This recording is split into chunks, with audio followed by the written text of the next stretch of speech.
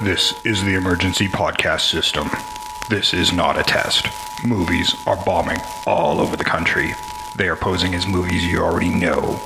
They may already be in your theaters, your neighbor's home, or even your own. Do not panic. Specialists have been dispatched.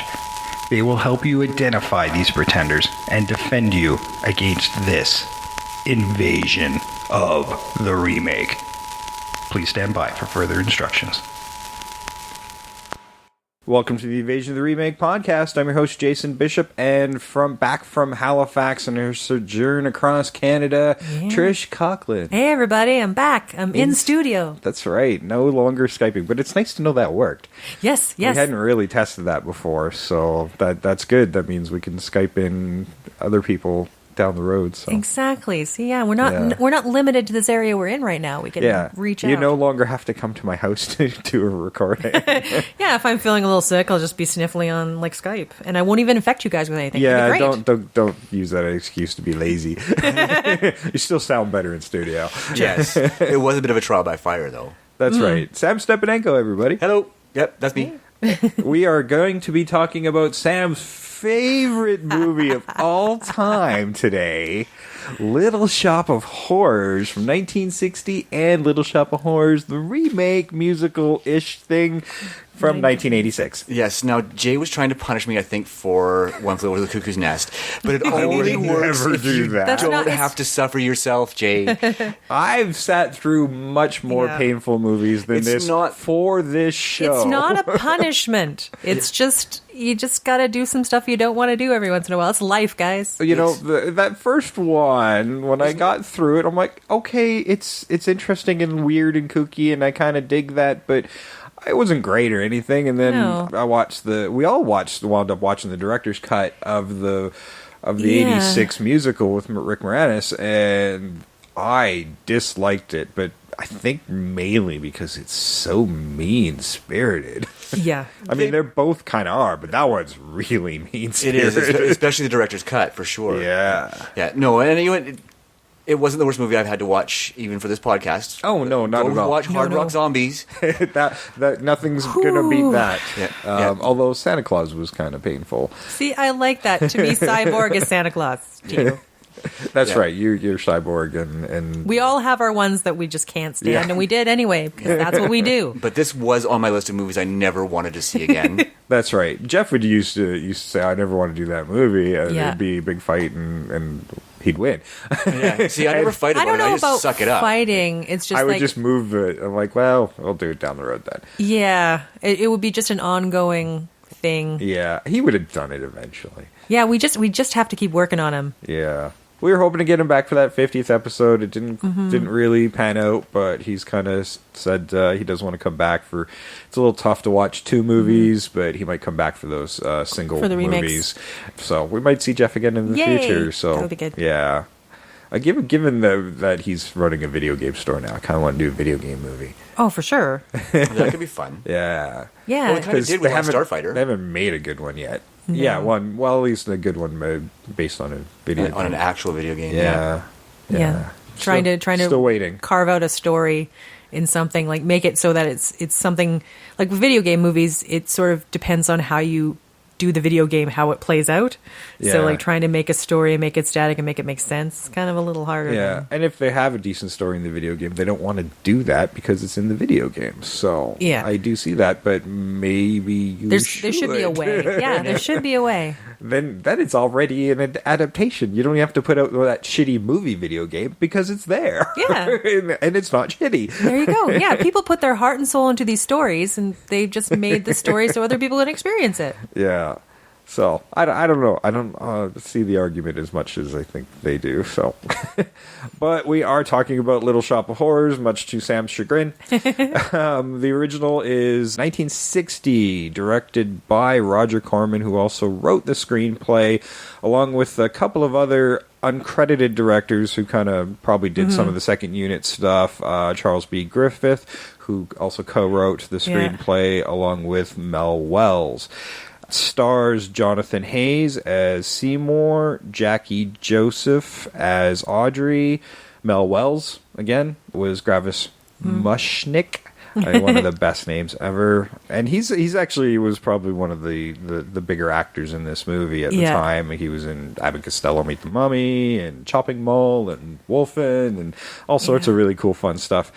Dick Miller, who's been everywhere. He's the most recognizable guy. Yeah, I recognized him right away. Yeah. It's like, okay, I know who this is. Yeah. And I went straight to IMDb. Oh, it's that guy. Yeah. Yes. He's Burson Fouch. He was originally supposed to play Seymour, but he requested that character. The flower eater guy. Yeah, he totally wanted to have some fun. Jack Nicholson making a very brief appearance as Wilberforce. Man, did he look so young. And I loved seeing him in this role. I have to admit, it was fun to see Jack playing a character that was not Jack Nicholson's typical type of role. He wasn't chewing the scenery. He was subtle about his craziness. Yes. I don't know if there was anything subtle about that. It was more subtle than we've to- seen him. Think of it. And compared to every other actor in that, it was subtle. But he does come off a bit creepy, and that little bits of what eventually would be 25 years later in The Joker, you could see little bits of that already forming, and we could see some of that even in One Flew Over the Cuckoo's Nest. So when we did that one, when I picked this, I was completely unintentional. I didn't mean to do another Jack Nicholson movie right away, but he's barely in this thing. Yeah, so he's a small. But it is certainly a nice part. contrast to One Flew Over the Cuckoo's Nest because it was a comedic role, and you don't see a lot of that from Jack, right? Yeah. No, not really. Here's this guy who's really craving. The sadism of that character. Oh my goodness! Well, masochism. Masochism. Sorry, the masochism of that character. I guess the sadism is more in the dentist. Yeah. Yeah, they flipped it in the other one. No. Like, the dentist was kind of sadistic in this one, but in the remake, he was much more sadistic. Oh, no. He was beyond sadistic. He was sociopathic. Yeah. In the remake, like utterly sociopathic. He was probably one of my least favorite things about the movie was that character. Oh man, it was actually hard to watch because I don't want to hate Steve Martin. Me too. It's so hard for me to hate Steve Martin, so he overdoes it so much. I'm like, yep, I really hate you. Yeah. To be fair, I think it made it easier for you to really sympathize with Seymour feeding Audrey, this guy. Yeah. Oh yeah, no, it made it so much easier to forget that Seymour was feeding somebody that he had. Yeah. He didn't even kill him. It was an accident, right? Well, that Seymour has to hack up a human being. And to make him that awful, it helps you overlook that this guy took an axe to hack up a body to feed it to his plant. Yes. Yeah, I did have a problem with that remake where Seymour, the contrasting characters between Seymour's, is Seymour in the 1961, the Roger Corman one, he's just kind of accidents are happening around him, and he does chop up the body to feed, but it was a way. He falls into these things. He falls into it. It was an accident that guy got killed. I think he was just picking up the pieces because he got run over by a train. Yeah. So he didn't even really chop him up. It was the way to dispose of the body and hide it. Yeah, he was capitalizing on an accident. Yeah. Whereas Seymour in the remake kind of makes a choice to kill somebody. Yeah. It winds up being an accident. He doesn't actually do it, but he had gone with the intent to do so. Mm-hmm. Yeah, and that really diminishes the character. And you never really get the sense that he could actually go through with it. I mean, he never because he's standing there and you can sort of see, because of the quality of Rick Moranis' acting, which I'm sad to say that he was in this movie, but he did bring something to it at the same time. Yeah, because he's Rick Moranis. Yeah. But you could see just by the look on his face is the doubts. He's like, what kind of decision have I made? Right? Yeah. Can I actually do this? And fortunately, that decision was taken away from him. But you're right. There was a conscious decision to take somebody else's life in order to feed his plant. Also, the difference in it too, where in the original, the plant's saying "feed me," and Seymour kind of just, like you say, stumbles into the dead bodies that he gets. But in the remake, Audrey actually talks him into it. He's like, "Oh, come on, you got to know somebody who deserves to die." And that's Audrey. There's a whole song about Audrey convincing him that this dentist is the next one that's going to be so delicious. Yeah, that's true. Well, before we get too far into that one, I'm going to run the trailer from the 1960. We're going to jump back and forth because there's not much of a plot here. After all, they shot the 1961 in 2.5 days. Yes. 2.5 days on a budget of $27,000. To be sure, fairly impressive. Like when you look at the movie and think That's a hell of an 2.5 days, achievement. that's pretty good. Yeah, it was an achievement, and I think it was also a bet that Corman Yes. could do it. So he did it in 2 days and a night. Nowadays, there's movies that can't film a scene in 2.5 days. Oh yeah, you're right. You're absolutely right. Like I'm sure there. It's a whole day to light it. Yeah, I'm sure that probably the dentist scene was a week in the other one. Yeah. So, all right, I'm gonna run that trailer. We'll see you on the other side. Feed me food. Oh, take it easy, Dracula. What do you think I'm carrying here, my dirty laundry?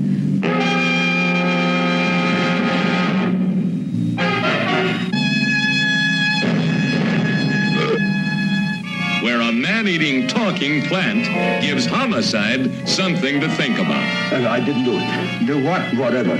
Ever see this man? Man, see picture. Why are you so nervous?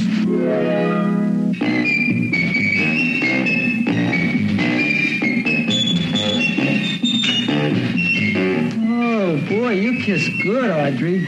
Oh, I guess I just have a good kisser. Now you will do as I say. Yes, master. You will go out and find me some food. Yes, master.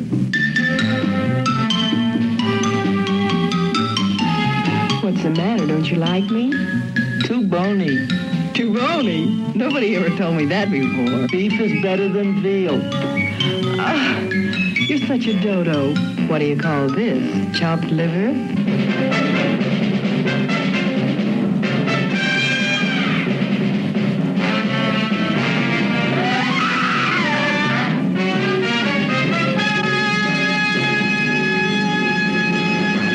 All right, that was 1960 Little Shop of Horrors, Roger Corman. Quite the achievement to shoot in 2.5 days. Like, Yeah. that's, I still baffles me that he got You it could all not done. tell. But, given that there's very little, like, it's all one location for the most part in that shop. I think the Skid Row shots are of an actual alley with It is actually with Skid Row. real bums. Yes, they hired real bums as extras. Yeah. It's sort of the feel of it, because it's shot in one location, is it does look like a play. Yeah, I that's guess been there's shot. also the dentist's office. Well, yeah, and I think that was an office that was already used in a different movie. They just redressed it for the flower shop. Yeah. So, I mean, that's just the way Corman works. I mean, he would shoot things. A 10-day shoot was a long shoot for him. Like, I don't know how he churned these out, but when I watched this one, and this was the first time I'd seen this one. I think I'd seen the original or the theatrical cut to this 86 one when I was younger. I don't really remember too much about it, but I'd never seen the 60s one. And when I watched it, it does feel a lot more like a 40s monster movie to me in the way it's told. There's a few little cheeky things that wouldn't have got past them in the 40s, but... But you're right. Like it does sort of have that classic monster movie feel to it, right? Yeah. And even in the acting, because I mean, acting had changed on film. Like it had gotten less theatrical, right? They were more into the realism by that point. Yeah, and it felt kind of like the Abbott and Costello vaudeville acts that would do movies. And it that's kind of how it felt to me, was a throwback to those type of films from the mid 40s. Yeah, it did. Those comedies. When you mentioned it to me after watching it, and you mentioned, I'm like, yeah, he's right, because it did have that 40s feel to it. Yeah, and the exasperated shop owner. Yeah, I'm a big fan of 40s comedies and that type of film and vaudeville type of comedy. So Yeah, but I don't know. It's just a kind of it's a sweeter film to it. Like it's just. I love the turn with the shop owner, like Mushkin,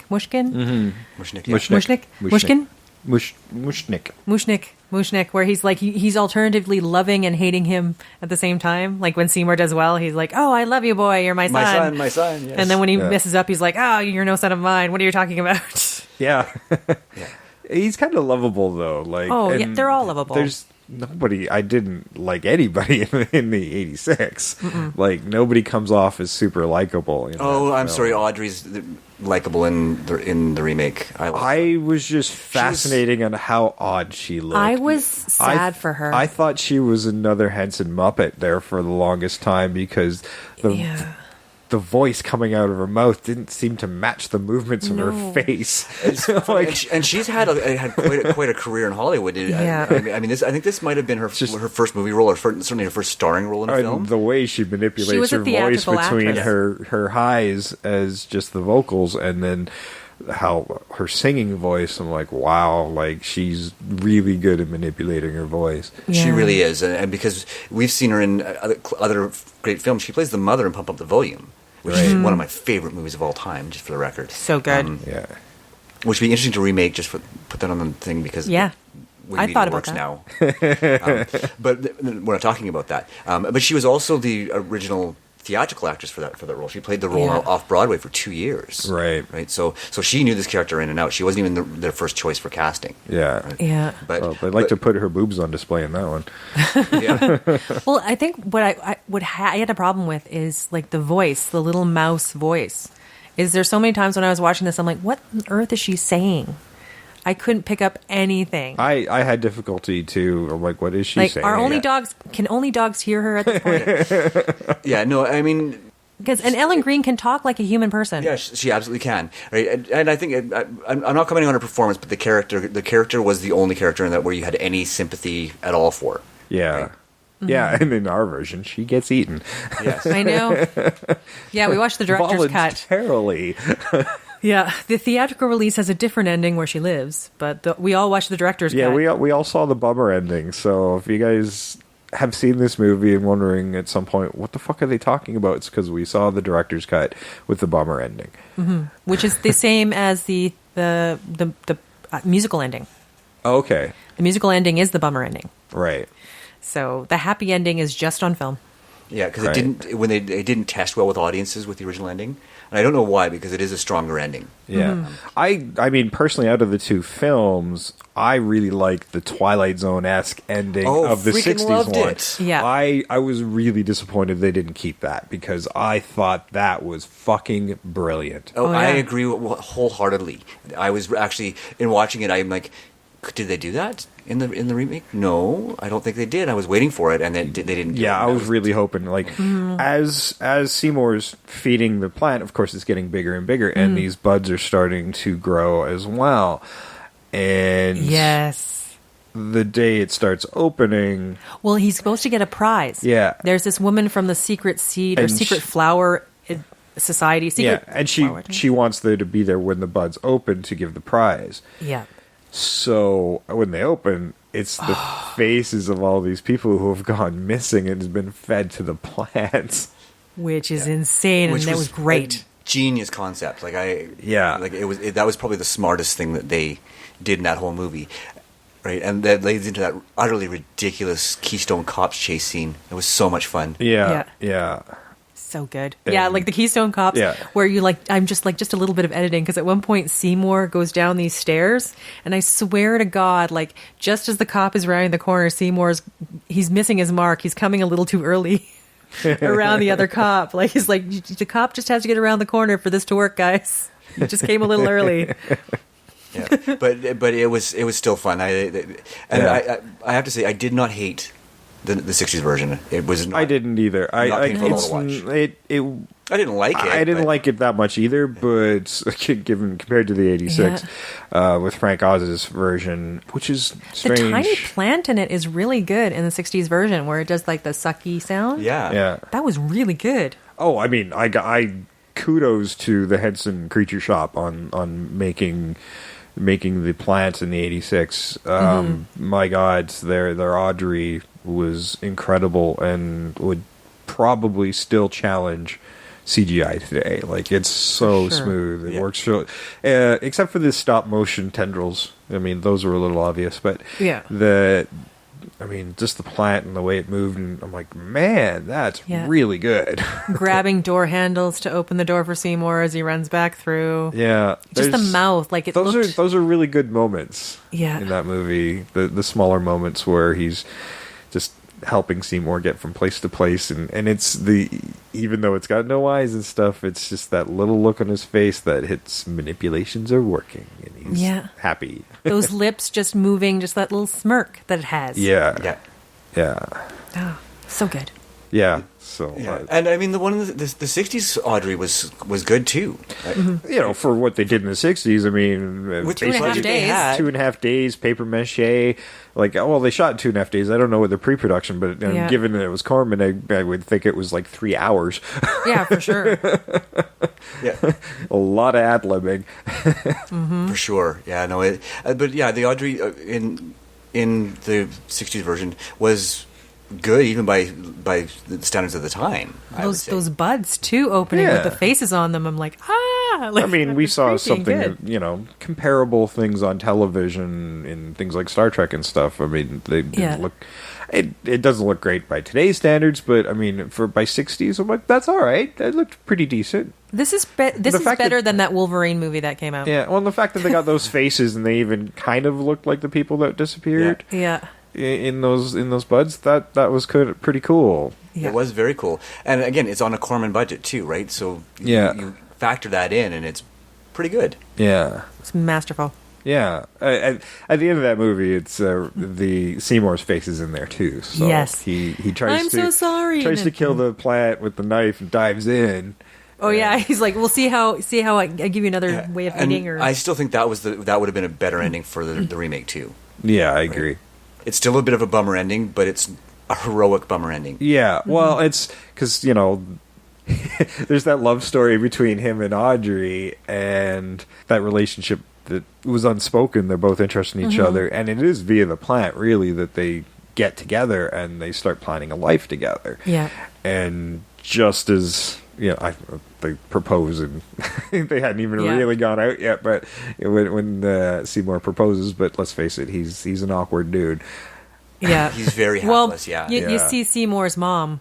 And the mom. Let's talk about her. I did not miss her in the remake. I did not miss her. I am certainly glad they left her out. The hypochondriac who really just wanted medicines with a lot of alcohol in them. Yeah, she was all about the drugs. Oh, all about the drugs, and then cooking with all sorts of crap in the food. There's some weird shit in this movie. Yeah, all the food. Soup with cod liver oil, because cod liver oil is good for you. Yeah, they would. Yeah, that's how she cooked. It was sprinkling medication on things. Yeah, it was bizarre, and there's so much bizarre in this. Yeah, okay. Yeah, I don't know what Corman and the other writers were doing. They must have been like sitting around doing copious quantities of some drug.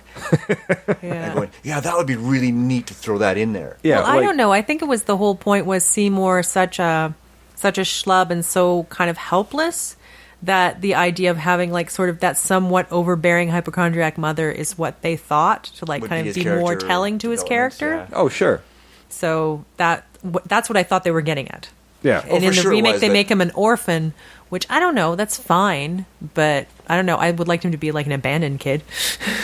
Yeah, well, and I think in the remake that was to trim down the cast for a stage production. Yeah, like even in the director's cut, it feels like a stage production. The way the songs kind of pop out, and it still sounds like a stage production. Yeah, because the songs, there's at certain points the songs just pop me right out. I'm like, why are we having a song right now? This isn't the right place for a song. On a stage, I can see where this works. Yeah. Well, and then, man, my credits for the remake are all over the place because they have Jim Belushi in a role, and our version, Jim Belushi's not in it. Yeah, because we don't have the happy ending. Yeah, his role was Paul Dooley, and there's apparently a narrator, but the narrator were the three singers. Yes. For us. So there's a narrator credited that I never heard. Yes, you did. Did we? Yeah, at the very beginning when they had the scroll. The scroll. Oh, that's right. The scroll. You're right. That's right. Yeah, you're right. That's the worst area of the city. Hear him, though. Yeah. Whereas in the original one, it was more. Yeah, I thought I was watching the wrong film actually when I first started it because it was like that animated opening. Yeah. Yeah. And I got concerned. I'm like, oh God, do I have the right one? I had the same reaction to that. Me too. Opening. I'm like, this doesn't look like Little Shop of Horrors, but then it fed right into it, and I actually liked the animated opening once I realized that I was watching the right movie. Oh sure, yeah. Once I realized, I'm like, okay, I'm good now, but that was weird.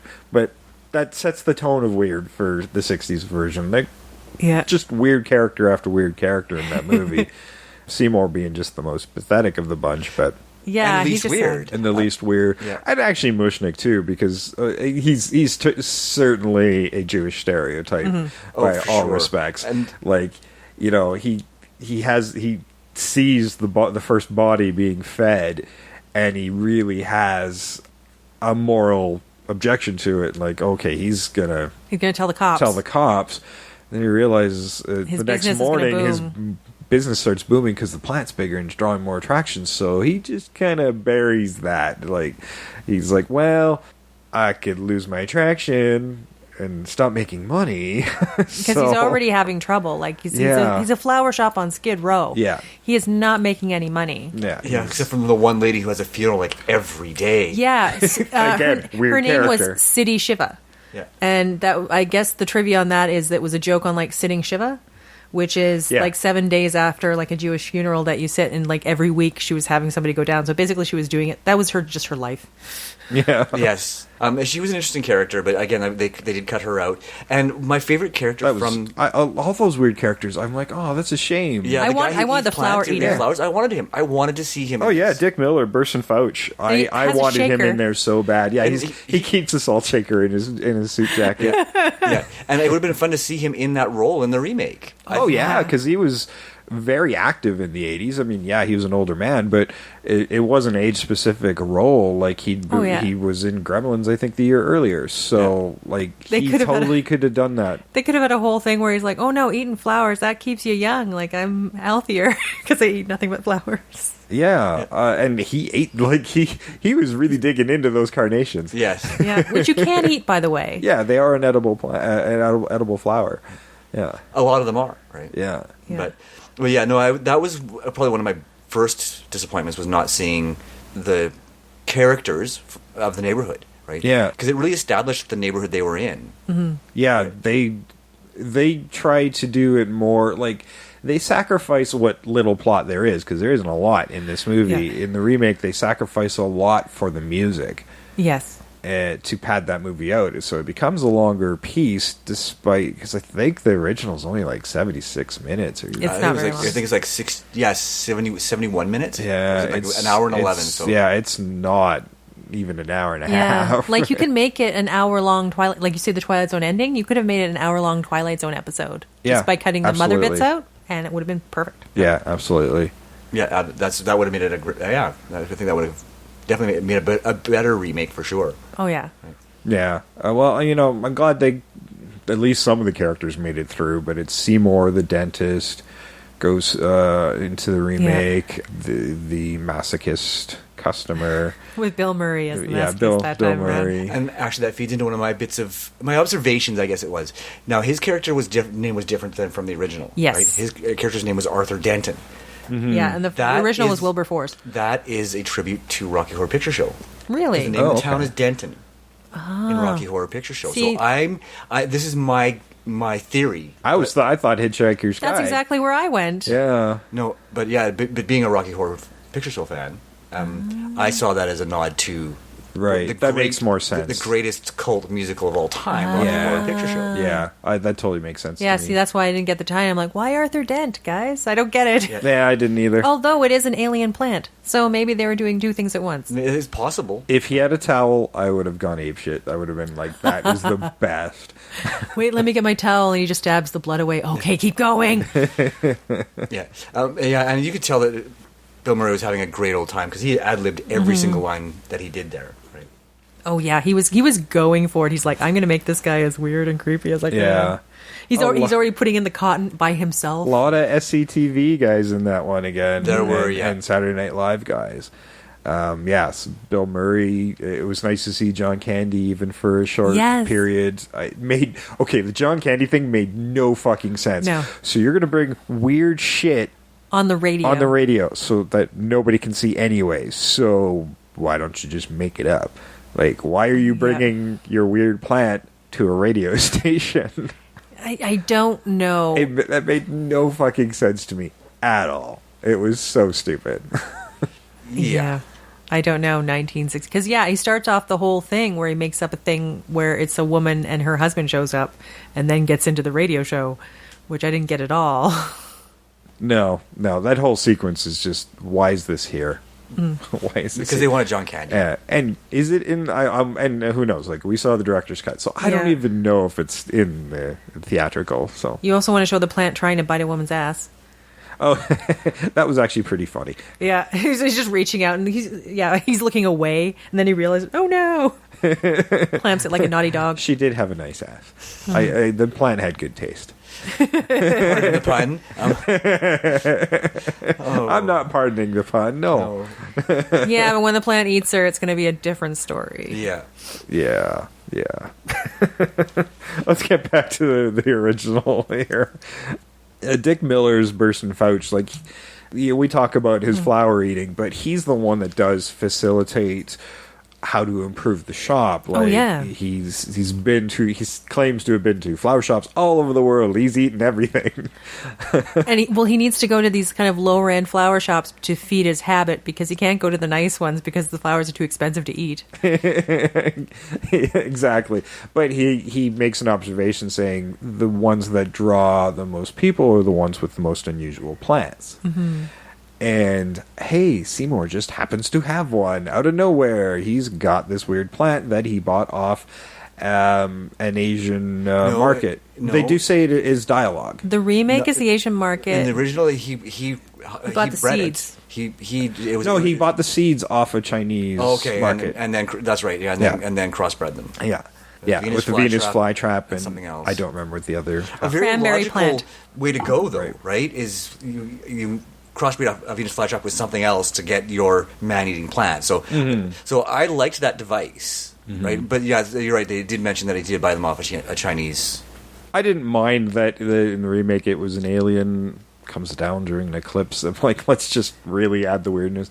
But I think that was just a little bit of a nod to the original, because Audrey too, the plant, never really became active until the night, the evenings. Yeah. So I think there was a bit of a nod there.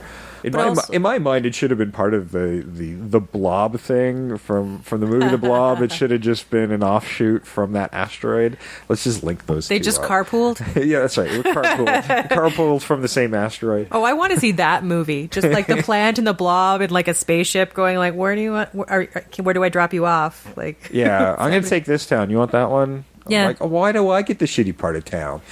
Okay, but dude, but like once you get too huge, I don't want you coming over to my town. I got people to eat. There's your crossover movie. There we go. That would be fun. Yeah, an alien invasion, but like many prongs. You've got man-eating plants, and then you've got man-eating blobs. We should have a third one. I don't know what it could be. Some sort of fungus. Well, you can still have your kaijus in Japan. The obelisks from the one we did. Oh yeah, the monolith monsters. We've got our movie, guys. I love it. They run from town to town. We're like, well, shit. They're like, okay, guys, we're safe. And you try to run the credits, and they're like, oh, crap, and the credits go back down. And you just continue your movie. This sounds like a Funny or Die episode. Yes. Do. Ah, shit. Yeah, no, that totally sounds like a Funny or Die episode. I think that's funny. All right. Well, as I was saying, yeah, Dick Miller, he's the one that facilitates the plant going into the window, in the window of and and Mushkin doesn't think that's really going to work, and it's instantaneous. Yeah. Hey, what a wonderful plant! What a wonderful plant! And it was just I'll buy some flowers. Driest, awkward thing. He's like, I'll take $50 worth of roses. Oh, can you break 100? Oh, we can't. We can't. Well, then I guess I'll just have to buy twice as much. Yes. I guess I'll have to have 100 now. I don't know anybody who shops like that. It was just so flat, and I'm like, this is great. Yeah. I've only ever done that with beer. We only have a 20. Well, it's $10 each. We can't break the 10. Well, then I guess I'll have more beer. Yeah. Flowers, not so much. Beer, for sure.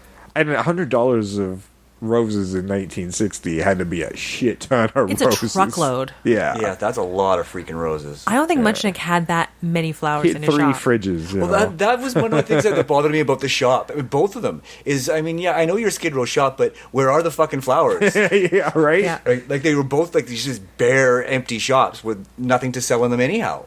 Yeah. So I don't know how they were facilitating floats and $100 worth. Oh, and I of loved the references. float girls. I thought they were great. Oh, they were insane. I loved them.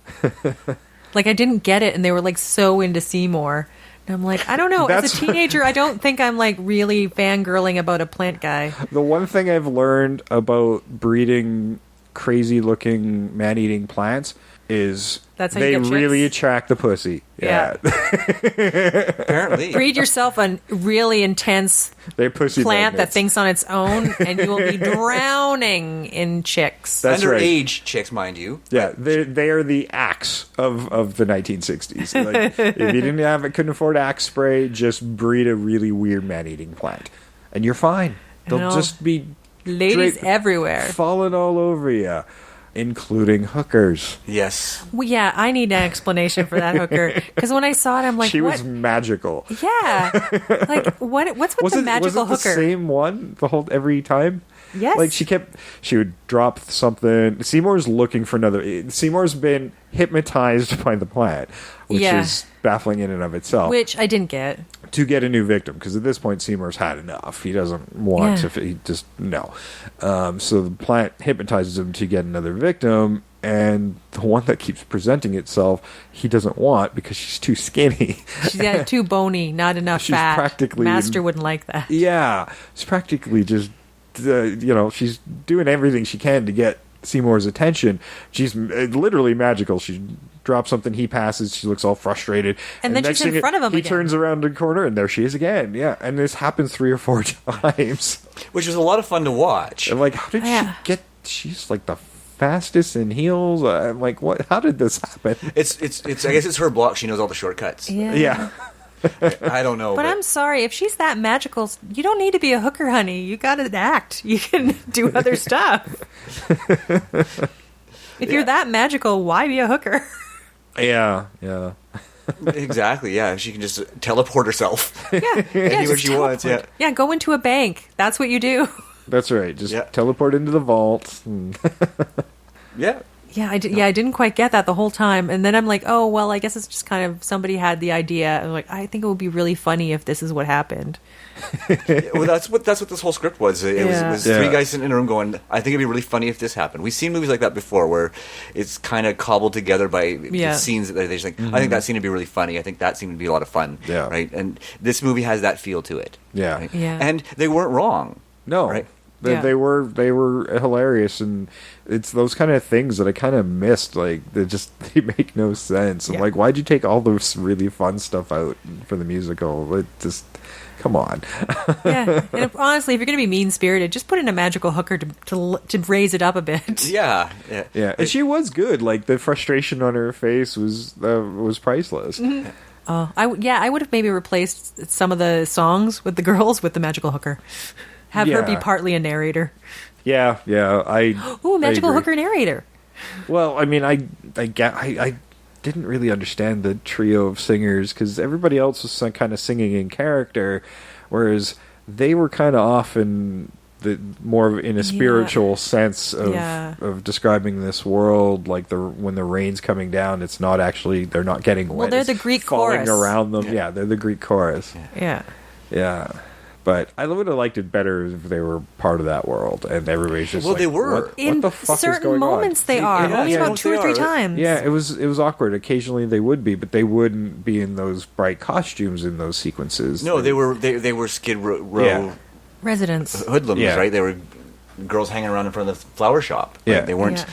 They weren't. And telling Audrey she could do better. Yeah. Yes. Yeah, and she could do better. Oh, she could do a lot better. Oren was a horrible, horrible man. Ugh. Yeah. And I mean, I have to say, Steve Martin chewed it up.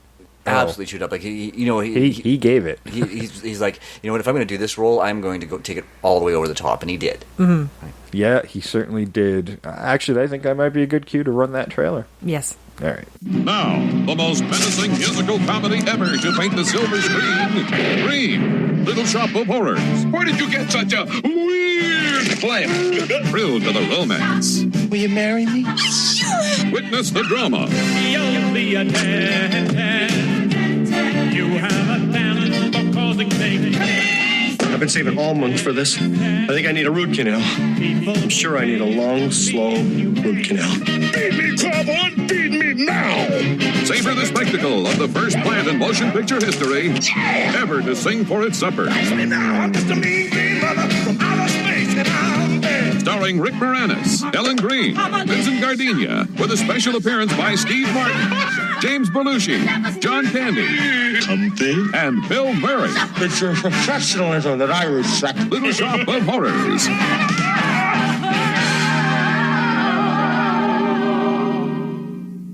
All right. Well, that was the shorter teaser trailer. Because, With James Belushi, which we didn't see. yeah, James Belushi. Well, he would have been the guy who wanted to market the plant, who had the offshoot plant, who took the cutting. Yeah. Yeah. Yeah, but I mean, it was a throwaway character anyhow. Yeah. Really, I mean, if you're going to have the caliber of cameos, it just felt like, well, let's sacrifice some of the more interesting, quirky characters for things that don't make sense. Yeah, like you could have had one of those guys be the flower-eating guy, and that would have been great. Oh, John Candy would have been awesome in that. Oh, he would have been fantastic in that. Yeah. Oh, we could have had a whole layer to that, where he's like going, well, I'm on a diet, and like I don't like salads, but flowers are great. Yeah, exactly. Yeah, no, they could have added a lot more to this movie. I think that the biggest mistake they made with the remake is they just took the play pretty much whole cloth from the way I can tell, instead of going, well, okay, this isn't going to work on film, so let's go back to the original source material and combine the two to come up with something new and unique that works. Yeah. Yeah. And I mean, it did really poorly in the theaters. It did not do well in theaters. No. But it has gained a cult following in the years since, once it became available on video. Mm-hmm. So, and that's pretty typical of these cult musicals, right? I mean, I'm a big fan of cult musicals. There's a good 3 or 4 that I can watch over and over again and really enjoy. So, I really wanted to enjoy this, but I just didn't. And I think it's because it had the songs themselves were bad. Yeah, I didn't like the songs very much. I mean, I got that they were there to facilitate the world and what's going on in characters' heads, but they weren't particularly good. Yeah, there's some of them that I did like. Like the dentist one is kind of catchy. The Skid Row one seems way out of place. Little Shop of Horrors, the intro, that makes sense. Yeah. But some of the other middle ones, I can't even remember because they don't Seymour really make it. was actually almost like a minor hit. Yeah. Well, Somewhere Green, that could have stayed because that's her dream. Yeah. That's a perfectly good song to keep in there. I would have maybe punched it up a little, something a little different, but it's like that power ballad where she's hoping for something better, and that can stay. I mean, but Suddenly Seymour I didn't get. I'm all for horror-themed musicals. I mean, Repo the Genetic Opera. Come on, it's good. I like it. Yeah, that's a great example. Rocky Horror Picture Show. Yeah, right? The songs. I mean, they were out of context mostly as well, but they were good songs, right? So it didn't feel as jarring, right? Yeah. The Crybaby, which is, as Jay knows, is a movie that I can watch over and over and over again. And again, the songs are not necessarily in context, but they're well-written songs. Yeah. Right? I mean, and it's John Waters. I love John Waters. Mm-hmm. Was he not in the one? I thought he was one of the guys trying to sign the contract. At one point, he was like pencil-thin mustache with the old lady. That's John Waters? That's John Waters. Okay. I was like, is that him? And that threw me. I was like, I wasn't sure. Yeah, he's a very interesting-looking man. Yeah. Now, as I said, the 86 is directed by Frank Oz, starring Rick Morranis, Ellen Green, Vincent Gardenia, who's Mushnik and has a very plant-like name in and of himself. I know. Well, Ellen Green. Yeah, Steve Martin, Jim Belushi, who we never saw. Our version of Jim Belushi was actually Paul Dooley. Yeah. John Candy, Christopher Guest, Bill Murray, and a bunch of other people who Christopher can sing. Guest I didn't even recognize. No, did I. He was the first customer. He was so agonizing to see him. He was by far the worst character in the whole movie. Yeah, it was a way to get things started. He wasn't supposed to be anything. Yeah, but I really like Christopher Guest, and to see that really bad performance by him, I just found it really stiff and weird, and maybe it was supposed to be, but it didn't work for me. I think it was supposed to be. It's just supposed to be. Well, I think it was supposed to be a nod to that Roses guy. Yeah, it's supposed to be the original guy. Yeah. But yeah, he just took it. To me, they took it just a little bit too far with the over the topness of it. Yeah, maybe he was just dialing it down since everybody was up to 10. Yeah. Oh boy. Yeah. These go to 11. Yeah, they had to dial it back to get to 10. Yeah, everybody else on that show was like, no, these go to 11. Yeah, exactly. 11, and Christopher Guest of like, I'm only going to take it to 4. Yeah. Because that's all I need. I mean, I will admit it was not as agonizing as I was expecting it to be, but it was still not a lot of fun for me. I'm not apologizing. I'm sorry. No. You know I like torturing you. Exactly. If you feel sad, that's just going to happen every once in a while. Oh, I wasn't sad. I'm just... But the conceit of the movie I really do enjoy. Like from the beginning one, the first one, the idea of this man-eating plant that this guy sort of discovers and realizes he has to give it blood and then give it more and more and more. It's a great idea, I think. Yeah. At its core, it's I'd great. like to see this get remade again, but... Not musically. Not musically, no. Let's take it away from the stage play, which I should give some credit to that. That was Howard Ashman who did the screenplay and musical for the Frank Oz film, and he was pretty much that 80s and 90s musical guy. Like Aladdin, Beauty and the Beast, and Little Mermaid. Like Little Mermaid? Yeah, like he did the music for all that shit. So, Crazy. like... It's weird that I didn't like the music more in this, given the stature of some of these animated films and the music in them. That is really odd because the music in all the movies you mentioned there is really solid. Yeah. Right? Yeah, I don't know. Maybe it was just because in the other ones he didn't have to really conform too much to a particular style. I think this whole one is like very doo-wop 1950s, and that's what he had to constructed in. Like you look at Little Mermaid, some of the songs, they're not in any particular genre. No, you have everything from regular ballads to like almost a reggae style song, and that's a good point. So like once constricted by that, I think that's where he kind of he had to keep it there, and that's sort of you when you tie a composer's hands like that, you're never going to get the best product. No, anyway, the music wasn't the problem though; it was the lyrics. Yeah. The lyrics were just so jarring, and I mean, the lyrics were trying to tell you the story instead of just having dialogue. They tried to tell the story through the lyrics, and it didn't work as well. No, right? Because it was all fairy tale-y, and I'm making up all kinds of words today. I'm sorry. And over the top, whereas dialogue would have carried the story much better. Yeah. Yeah, like, I mean, what you could have done is, like, not have it... I find most musicals that I hate is when you have musical numbers that are just describing the action. Yeah, and that's what these felt like. But when you have musicals where there's just a love song in the middle of two people who are in love, like, it's not telling the story, you're just having a song. That sort of makes more sense, and it kind of gives the emotional bit that you want. You don't want to just be like, the music shouldn't be the narrator. Yeah, well, when you're getting that song between Seymour and Audrey, and they're falling in love during that song, like, I almost felt like I missed something when before the unrequited love, and then after the song, it's no longer unrequited. And I feel like it's a little harder to focus on important narrative pieces when they're being sung.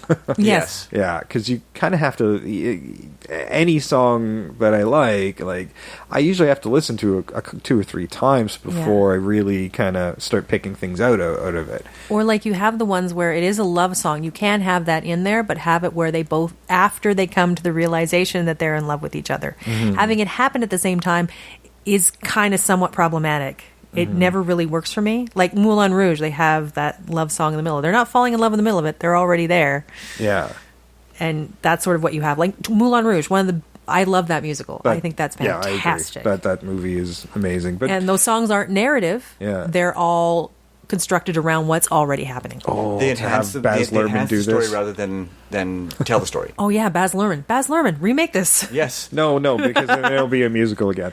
Yeah, but it'll be an amazing musical. He will fix it. That's true. He would fix it. Because like Moulin Rouge, they used other like a Virgin. They used other songs. I think he would just ditch all the songs and remake it with like. Yeah, I do got to give this movie, as much as I didn't like the movie, I got to give it credit for looking really good. Like, it's entirely shot on a soundstage. Mm-hmm. Yes. Entirely. So, I kind of like that constructed world. It's kind of like looking at the Tim Burton Batman movie, this entirely fictionalized world, so it becomes a character in and of itself. Well, it's like on a stage. Yeah. Well, the production of this movie was excellent. There's no question. The production. Was excellent. Yeah, I mean, it's the original movie is, like I said, 5 digits, $27,000 in 1960. In 1986, it was $25 million. With a U.S. gross of 38.7 something million for a U.S. gross, so it actually did all right. Yeah, that's not a great total. It's not a hit, but it's not a terrible failure. Loss, a failure either. No, it didn't lose money.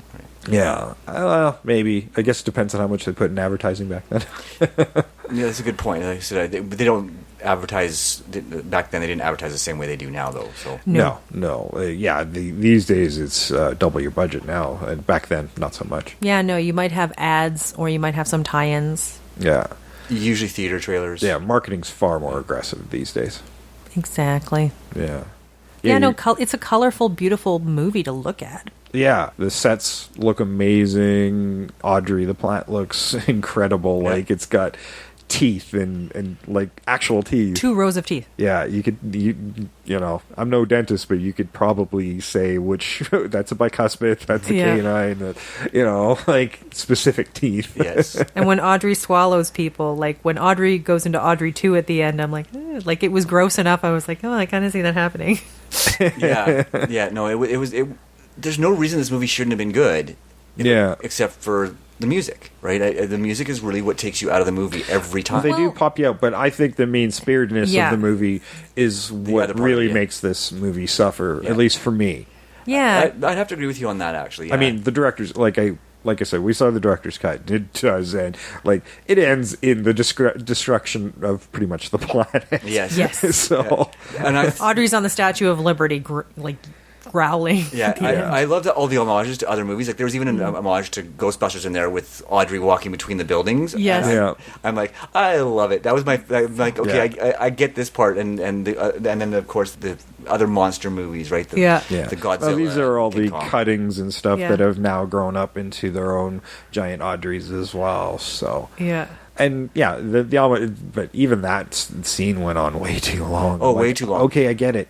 Yeah. Right. The Earth has been fucked up. Yeah, we're dead. By marketing. Yes, because all these people are, I have to have the latest thing. And it's like, you just contributed to the destruction of everything. Here's my thing, though, is how did so many people figure out that the Audrey plants need blood in order to get larger? Like, how did they get that big? You figure after the first one, they'd been like, we need to take these off the market now. So that means they basically turned anybody who bought one of those plants into a murderer. I think you're not terribly sure how corporations think. I think most of the time they're like, well, yeah, they do need blood, but we're making a lot of money. I don't care how many people die. Yeah. I don't care how many people die is basically the credo for running successful corporations. That's true. Well, I guess it's much like having a carnivorous pet. Like, you probably start feeding it mice or something. Or it might just sort of somehow... It seems a bit innocuous, and once it's big enough, it just starts eating the family children. Yeah. Well, they're harder to keep alive than you think. I had, they sold Venus flytraps at this one place, and I bought one, and did get rid of my flies for a while, but they're delicate. Mine died pretty quickly. Yeah, they're not a good houseplant. Yeah, I tried so hard. You wanted your own Audrey. I wanted an Audrey, but I couldn't make it happen. See, this story would die if I was the person in it. I can kill any plant. This whole movie never would have happened if I was Seymour. Just give it to Trish. Yeah, exactly. Yeah, I could fix this for you guys. At the end of the movie, I just show up and kill the plants. The 1961, Seymour can't even do cuttings properly. Like he's trying to. I don't know how he didn't kill Audrey. I really didn't. I know. Well, I'm surprised more people didn't fall as corpses around him. He's so clumsy. Yes, and you mentioned that one of my favorite scenes in the original movie is a scene where he's cutting down the gladiolas. Yeah. And he walks up to him. They're supposed to be something even. Something happened. It was so. I'm like that. I just loved it because it's not like I messed up. It's like something happened. Right? Yeah. He doesn't even know what happened. Yeah. But I like watching him. You can see him start to do it, and you're like, oh no. Yeah. You can watch it happening. Like, and Mushnick in that movie threatens him with the job. That's basically, if you can, he'd already fired him, actually. Yeah. And it's like, well, okay, you can keep your job if you can attract more people with this plant. Yeah. So well, Audrey also sticks up for him. She's like, no, Mr. Mushnick, just give him another chance. Like, she's got his back. Yeah. Can we talk about Audrey in the original movie a little bit more? Because I love the way she messed up words.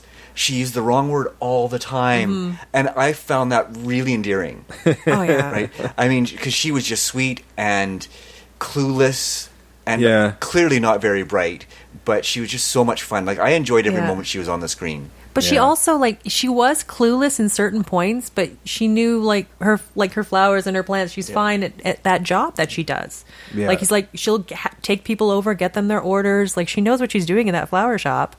But that's where she is. She's fine there. And I would have liked to see more of that character in the remake, rather than the Audrey we got. The abused Audrey, who thinks she should be abused, which I was like, oh. Yeah, sometimes I thought she liked it. Yeah, like there's not liked it. It's that whole abuse victim thing where you think you deserve it. I should have made a note of it. There was one little moment in the original movie that I think the remake glommed onto, which made me think she did kind of like her kink a little bit. And I don't remember what it was now. There was a little something. I'm like, okay, they took this one little piece of dialogue and just ran with it in the remake, which was just like overboard. And it made it uncomfortable to watch. Yeah. Right. And it also, in the original one, she's a bit of a stronger character because Seymour he does something real. She gets really upset by something. Yeah. And she doesn't let him off the hook. No, she doesn't. She's like, yeah, you can apologize all you want, but no. Yeah, she is like uber submissive in the 86. Yeah, yes. She doesn't even say, I'm sorry, doctor, all the time. Carries her own handcuffs because she's been told to. But, I mean, that dentist is a complete sadist. He's the sociopath. Yeah. And that scene with Bill Murray is interesting and very telling of the level of his sadism, because if there's no fear, it's no fun. Yeah. If he's not causing somebody pain and making them uncomfortable and hurting them, he's like, well, then what's the point of this? Yeah. So I like that Bill Murray. I want him to be all his patients. Yeah. Although in the original, that was the dentist had already been dead. So, poor Seymour's hidden him in a corner, and the customer thinks that, and this is Jack Nicholson now. Yeah. It thinks that Seymour's the dentist and still has that masochism. So he's basically telling Seymour what to do. He's, you're not going to remove some teeth, and it's nuts. And like, what's great is Seymour's afraid. Yeah. This guy freaks him out. As well it should. You're absolutely right. Yeah. But it's funny to watch, like, the dentist, like in Steve Martin, he loves giving pain, and he's a terrible, hateful character, but Seymour being like, I don't really want to do this. Yeah. Yeah, no, again, it's part of what made Seymour more empathetic, right? Yeah. Like, he'd gotten himself into a situation that got out of his control. Yeah. Right? Mm-hmm. Worse and worse and worse. Yeah, because I think until I can't remember if he actually kills anybody himself. I don't think he actually does, but considering he's the way he's disposing of the body, like, nobody would have believed it was a plant or whatever, Yeah. and all these accidents happening around him. The poor guy, if he would have got caught, he probably would have got lethal injection or something anyway. Isn't it Muchnick who actually kills somebody on purpose by telling them to look in the plant? Yes. Yeah. Yeah. Oh, well, it was the thief. Yeah, that was the one that was completely on purpose. Yeah. But the guy had a gun, so Muchnick, I kind of get that. Yeah, that was Charles B. Griffith, by the way, the screenwriter. He'd just step in. He was actually in that movie 3 or 4 times. Yes. Yeah, he's the first guy running out, I think, of the dentist's office as well. Yeah. Yeah. Yeah, and the voice of Audrey too. Audrey Jr. They were going to dub it in later, but they're like, no, we like this one. We'll just keep it. Yeah, they just left him in. Yeah, he was just off screen doing the voice, and they just like, oh, no, let's keep that. It works. Yeah, still amazed. 2.5 days. This is pretty good for 2.5 days. Yeah, and the fact that we like that better Yes. is very telling. Yeah. And that's the part of it. They lose everybody's kind of minor arcs. They lose some of the more interesting characters in the remake.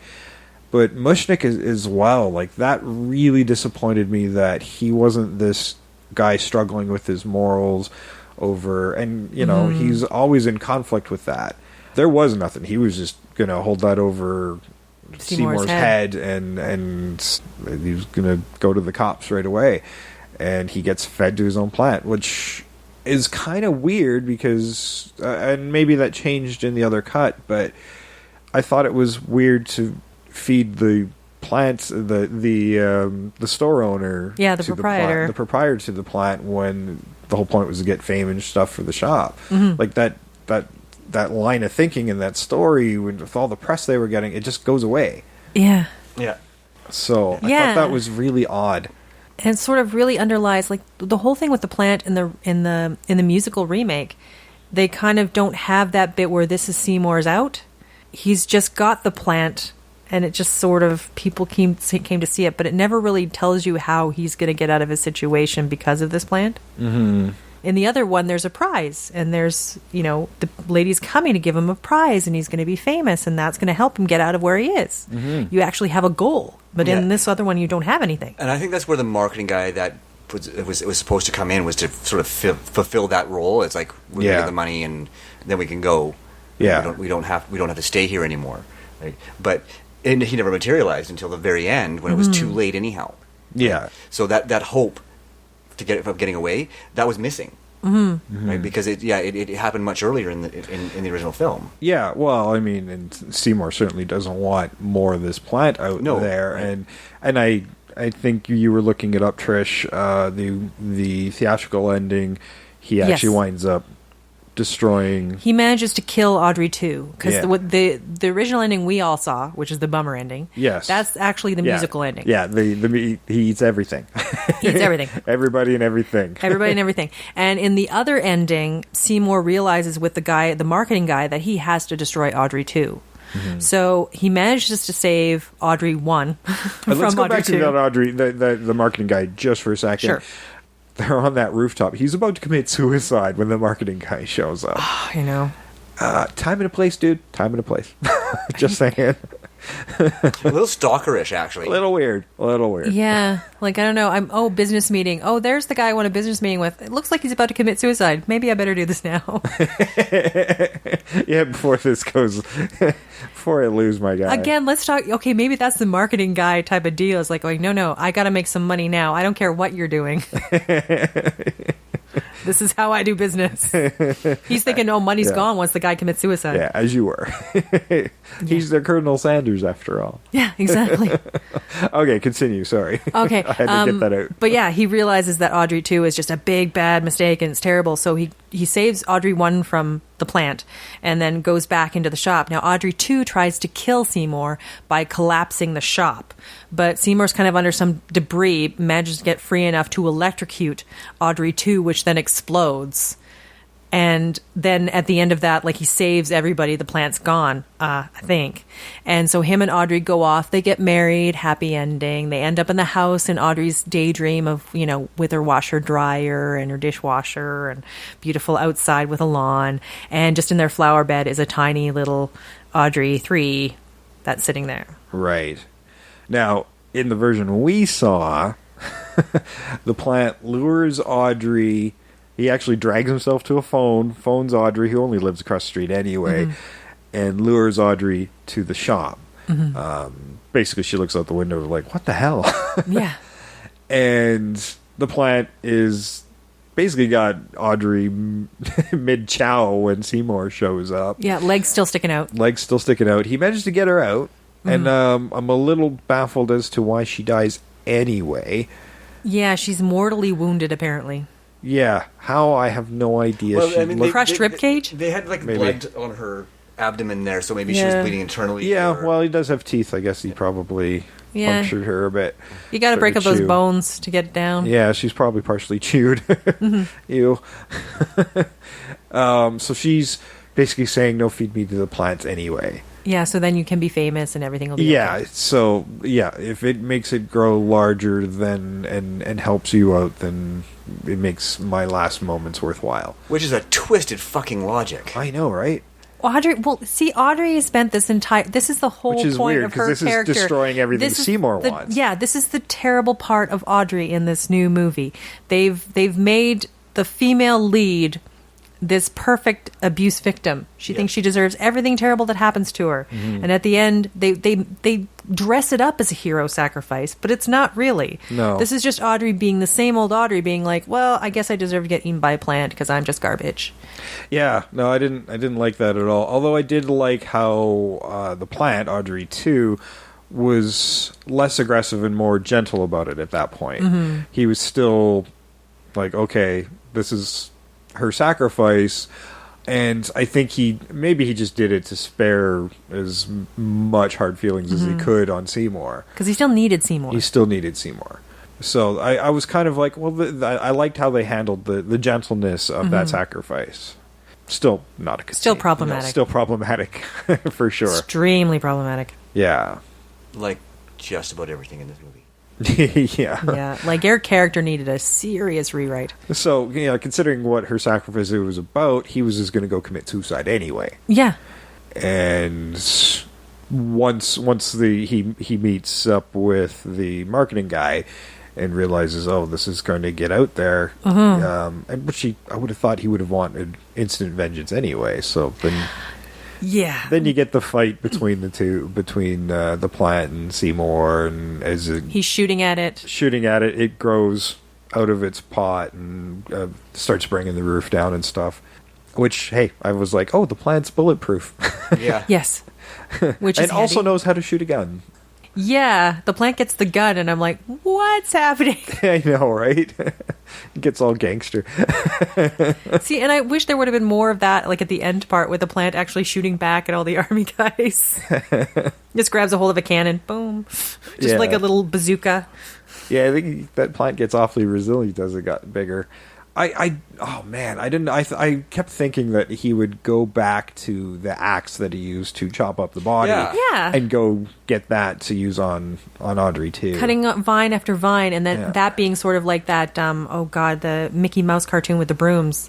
Yeah, I thought that would be what would happen. Yeah, I thought he would get in there and just start. All chopping the cuttings then come alive, and then man, that would have been cool. Yeah, yeah. Hey, we're remaking this again. Yeah, the Sorcerer's Apprentice, where he's cutting it to pieces, but all he's doing is making more Audreys. Yeah, no, that would have been cool. I would have totally dug that. That would have been a lot more interesting than the marketing guy, I think. Yeah, yeah. That whole thing didn't make sense. As soon as he left, I thought, oh, he's going to go get that axe again, and then never play it again. No. Nothing ever plays again.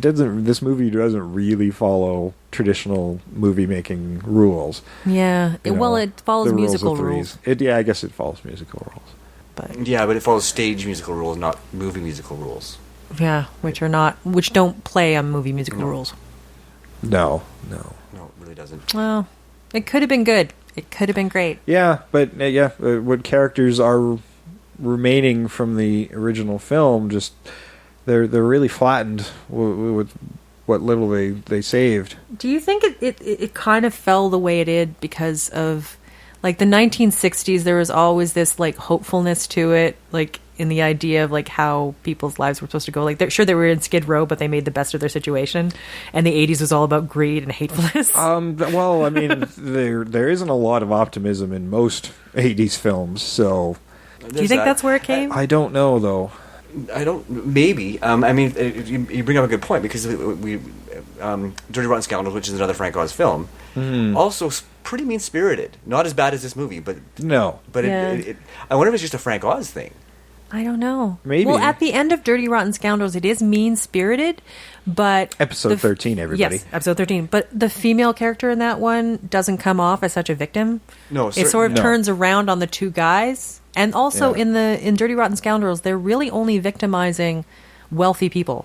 It's true, but like I said, but at the same time, there's still that undertone of mean-spiritedness, right? Yeah, well, but it at least makes a little more sense because they are being mean to each other. They're being mean to each other, and they also have like that. It is a bit of one-upmanship. And that thieves' code where they weren't stealing from certain people. Yeah.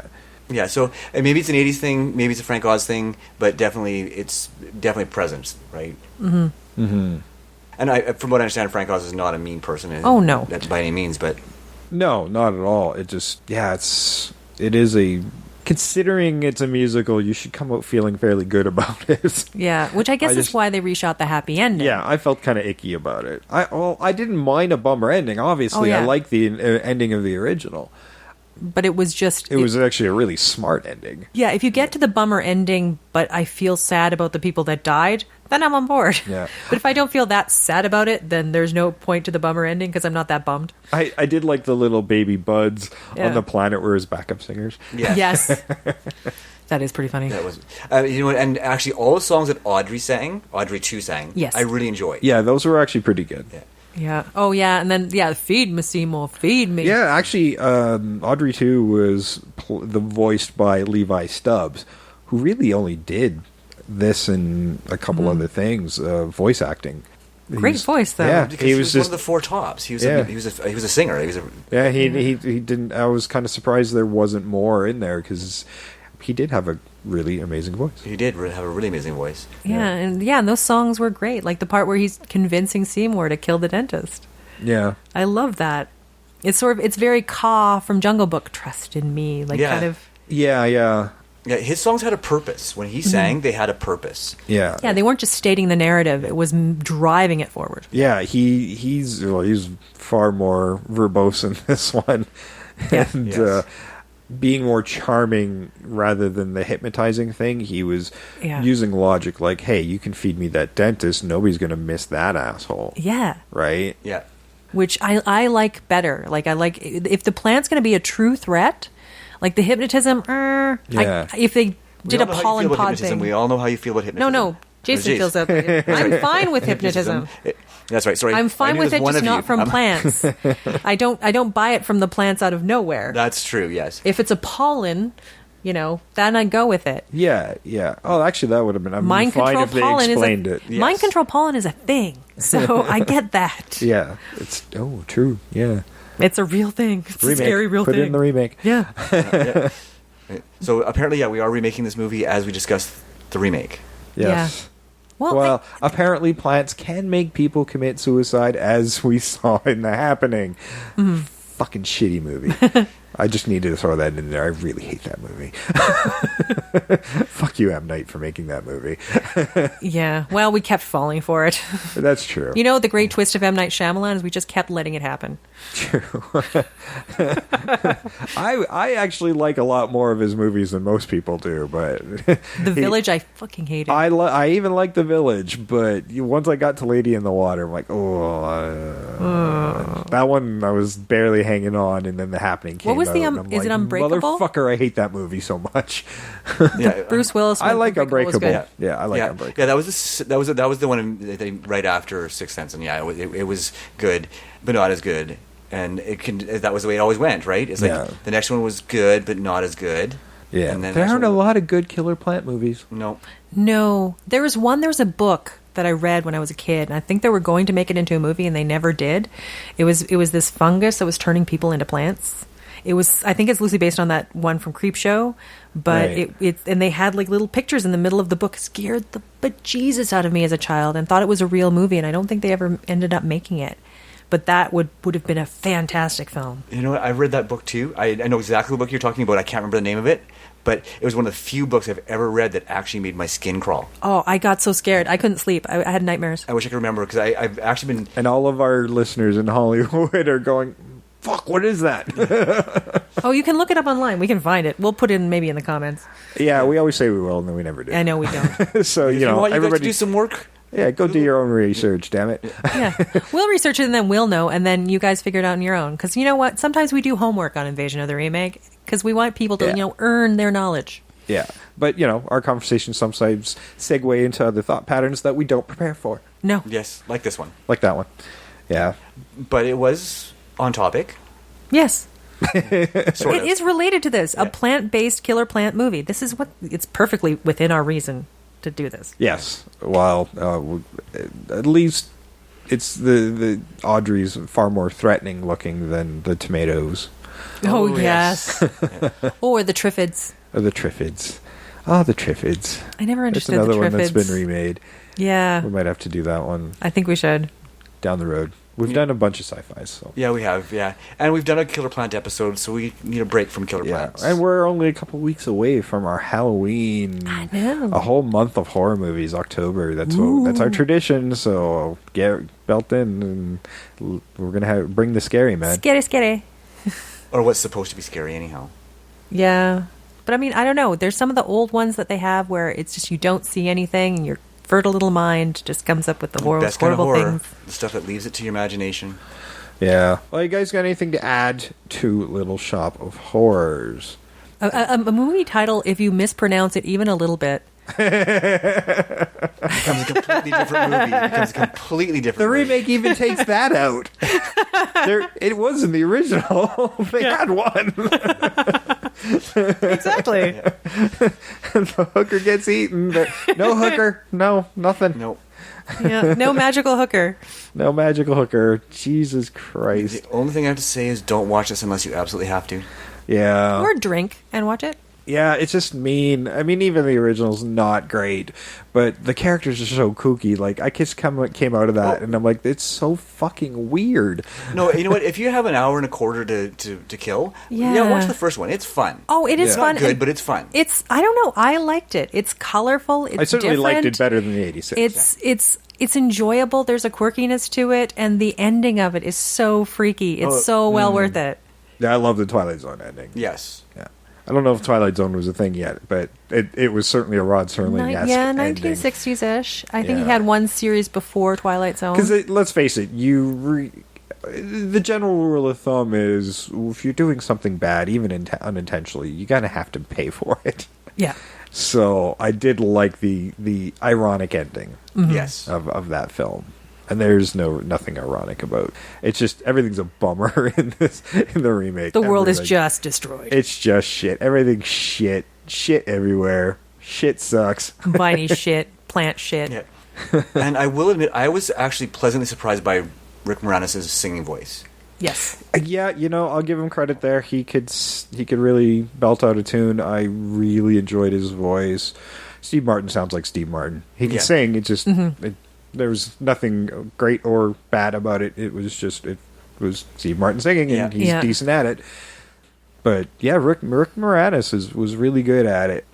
It's those kind of moments when you're like, oh, it's a shame that he just decided not to do acting anymore, and for the right reasons. For the right reasons. I mean, I'm certainly not criticizing him for it, but you kind of want to see him again. Yeah, the talent that we lost. Like, I think about most of the Rick Moranis roles I've seen him in, and I'm like, oh, I'd always go in going, not that guy, and then I'd come out going, oh, right, he's actually really entertaining and really fun. And he's officially said that he has not quit acting. He's just hasn't seen a role that's good enough for him to come back. And that's fair. Yeah. Like, his kids are obviously they're adults now. They're adults. grown. Yeah, so he could totally come back and do something, and he's obviously not got a huge desire for it, and when maybe that right role comes around, we'll see him again, and we'll all go, oh, right, I miss that guy. I know. So, hey, let's write it. We miss you, Rick. There's the challenge. We miss you. Oh, yeah, and there's some, if you're going to watch it, the remake, maybe just watch the bit with Bill Murray and Steve Martin. That little interlude is actually pretty funny. Yeah, I feel like that movie's got bits that are good, and it does. It feels like, okay, here's a skit thrown in here that's actually pretty entertaining.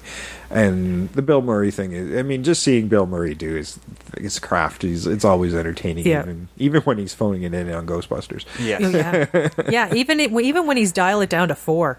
Yeah. He's still pretty good. Yeah, he's still 10 on most people's scale. So, it's always a sheer joy to see Bill do whatever he's choosing to do. So, yeah. All right, well, that was it for Little Shop of Horrors. Of course, like us on iTunes.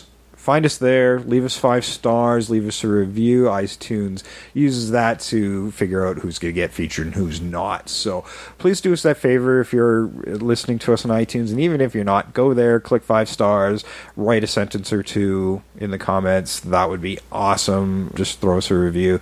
We don't charge you for the hour and a half to 2 hours we give you every week, so just do us that solid. We only got a couple there so far, so come on, guys, step up. This is our invasion, and we need you invaders to spread the word. And you can also do that by spreading the word on your social media.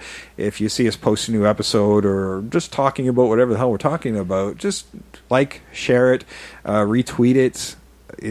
It helps out immensely, and more people will discover the show and hopefully listen in and build the audience into our second year. Yeah, our invasion isn't going to be like the Audrey invasion. It's a nice invasion. Yes. That's right. Yeah. That's right. We're going to be nice and happy people. Yeah. Yeah. Exactly. We're not going to eat you. And retweet. And retweet. Yes. There's the mantra. Retweet, Simo. Retweet me. And, of course, you can subscribe to us. As we said, on iTunes. We certainly want you to do that over there. But you can also subscribe to us on Stitcher, Google Play Music, and Player FM, and TuneIn Radio, and Audio Boom, and Blueberry, and all the most amazing podcast providers. If they're decent, we're on it. Yeah. And, of course, we're now on YouTube as well. Not the best place to do an audio podcast, but if that's your choice, go for it. All right. We're there as well. Some episodes aren't there, though. So not the full library you can find on all of the podcast providers, but there's a few I've yanked from YouTube. So just know that. If you want the juicy stuff. Yes, you want the juicy stuff. Yeah, and there's a few things because, they're bitchy over at YouTube. So, so I have to cut certain things out sometimes. That's why I did the shorter trailer on this one, because I figured the music was going to get flagged again. Because that's what they like to do. Curses YouTube being in my existence. But we're not a visual medium on this show. We are an auditory one. So we want you to enjoy us on the go, in your car, when you're commuting to work, to and from work, or on a vacation in a long drive. On the bus, on speaker. Share us with everybody on the bus. There you go. Annoy everybody on the bus. Oh, I don't know if we want to be be those that guy. people. Well, it's the fault of the person, not the podcaster. Unless you play this part for them, then they'll blame us. I really hate those guys that talk to their friend on the phone, on intercom, on their phone. I'm like, dude, really? I don't need to hear both sides of your conversation. Come on. No. Tactless. Make it at least fun where we hear only half. He's going, I said it was a chicken with a stick in it. And then we just have to extrapolate from that. That's what makes it fun, guys. The guessing game. That's right. That's right. You're taking all my fun out of it. Yeah. And it's a really dick move to do to your friend, too. Yeah. All right. Well, you can also follow us on social media. We're on Twitter at Invasion Remake. Of course, Invasion of the Remake on Facebook. And you can email us at invasionoftheremake@gmail.com. Yes. At some point, I'm going to try to figure out how you can leave us a voicemail. I haven't figured that out yet, but soon. Yeah, I don't want everybody adding us to Skype, because if we have somebody Skyping in, I don't want a bunch of people trying to phone in while we're doing it. Oh, we're doing it, yeah. Or we've already Skyped somebody in, and then it becomes a conference call, and it's messy. Yeah, the whole thing is boop boop boop boop. Boop, boop, boop, boop, boop, boop, boop. Yeah, so I don't want that. No. But we'll figure out maybe some voice, and that'll be cool because I'm going to run those on the show, right? Yeah. Yes. Yeah. Then you can really interact with us. That's right. Okay, well, I've been Jason. I'm Sam. I'm Trish. And we're out of here. Bye, Simo.